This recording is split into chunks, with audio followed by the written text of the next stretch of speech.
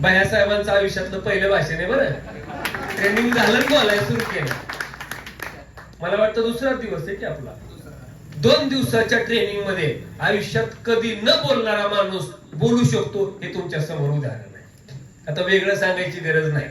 नंतर हे जिल्हाध्यक्ष बोलायला सुरुवात केली. शिंदे गटाचे असे जिल्हाध्यक्ष, तालुका अध्यक्ष, सर्व प्रकारची राजकीय आणि सामाजिक मंडळी पवार साहेब, मी यांना वक्तृत्वाच्या अंधारातून उजाडात आणण्याचं काम माझ्या पद्धतीनं करतो आहे गेल्या 16 वर्षापासून.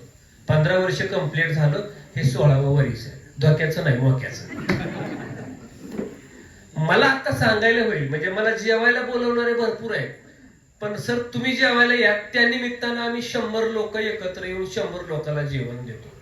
म्हणजे ह्या 100 लोकांच्या जेवणाचा माझ्या जेवणाचा संबंध काय? पण ती कोणच उलगडणार काय? नाही म्हणले काही नाही, जेवायला या. म्हणजे जेवायला येतो, पण 100 लोक कशाला गोळा करायचे? मग त्यांनी मला सांगितलं, सर ही व्हिजन ग्रुप आहे आमचा, आणि त्या ग्रुपच्या माध्यमातून आम्ही वेगवेगळी कामं करतोय. तर मग आता आम्ही 10-5 लोक एकत्र जमतोय, आज थोडी जास्त जमू आणि सगळ्यांनाच जेवायला आमंत्रित करू. बरोबर आहे ना? कमी उगं चुकून म्हणलो सगळ्याला जेवायला, नाही ना? आहे, तुम्हाला आहे. मग मला आता सांगायला होईल की मी आलो म्हणून 100 लोकांना जेवण ठेवलं. पण ही गोष्ट मोठी नाही माझ्यासाठी. माझ्यासाठी ती गोष्ट मोठी आहे, मी गाडीच्या खाली उतरल्याच्या नंतर गेटवरच माझं स्वागत करण्यासाठी चक्क शरद पवार साहेब थांबले. असं सांगायला काय हरकत नाही ना, तर बाहेर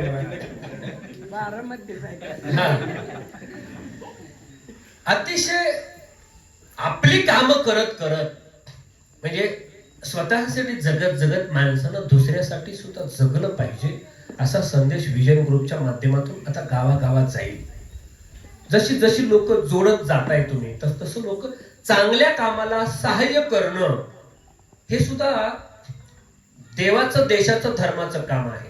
मी तुकोबरायांच्या भाषेत सांगायचं झालं तर तुका म्हणे सत्य कर्मा व्हावे सहाय्य, घातलिया भय नरका जाणे.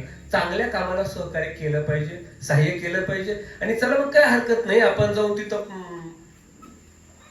प्रदीप सरांचं मत होतं 10 मिनिटं तुम्ही बोला. नंतर माझ्याकडे आले, ते म्हणले जरा 25-30 मिनिटं बोला. नंतर माझ्याकडे आले, म्हणले अर्धा पाऊण तास होऊ द्या. मी म्हणलं मग असं म्हणायचं ना, व्याख्यानच करा, बिन पाकिटाचं केलं असतं. हळूहळू हळूहळू हळूहळू मला त्यांनी बरोबर व्याख्यानाकडे आणलं माझं.